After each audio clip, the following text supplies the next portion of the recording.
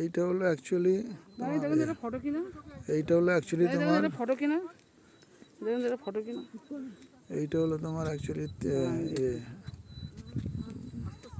এইটা Latpanchar original village. এই লাটপাঞ্চা, লাটপাঞ্চা। এত কুয়াশা আছে না, কিছুতেই বোঝা না। বাবা কালকে তখন নিয়েছে তো ছাতা ওখানে। আম গাছ না